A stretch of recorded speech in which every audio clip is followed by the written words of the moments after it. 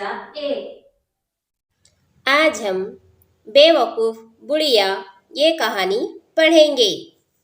बहुत पुरानी बात है। किसी गांव में एक बुढ़िया रहती थी।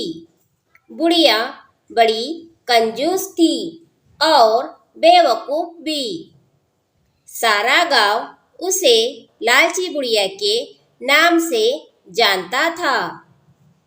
एक दिन एक अजीब और गरीब मुर्गी उस बुढ़िया के हाथ आई। मुर्गी क्या थी? सोने का खजाना था।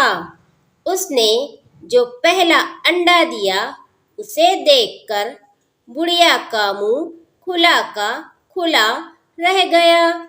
अंडा दूसरी मुर्गियों के अंडों जैसा न था, बल्कि सोने का था।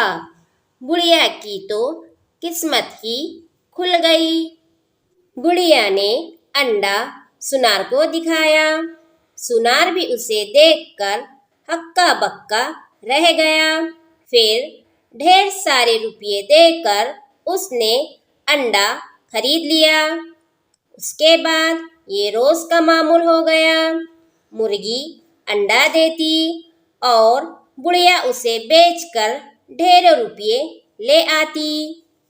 एक दिन बैठे बैठे बुढ़िया के जी में ख्याल आया, मुर्गी रोज एक ही अंडा देती है, हो ना हो इसके पेट में बहुत से अंडे भरे हैं। बुढ़िया ये सोचकर झुंझुलाई कि कमबख्त मुर्गी सारे अंडे एक ही दिन में क्यों नहीं देती। अगर ऐसा हो जाए तो वारे न्यारे हो जाए। उसने सोचा क्यों ना मुर्गी के पेट से सारे अंडे एक साथ निकाल लूं। कौन रोज रोज इंतजार करे। बस फिर क्या था, बुढ़िया ने मुर्गी को पकड़ा और उसका पेट चाक कर डाला। मगर ये क्या, वहां तो अंडों का नामो निशान भी न था। बुढ़िया ने अपना सर पीट लिया। अब तक उसको हर दिन सोने का एक अंडा मिल जाता था, अब वो भी जाता रहा। बुढ़िया अपनी बेवकूफ़ी पर बहुत रोई और पछताई। इस तरह उसने मुर्गी भी खोई और सोने के अंडे भी।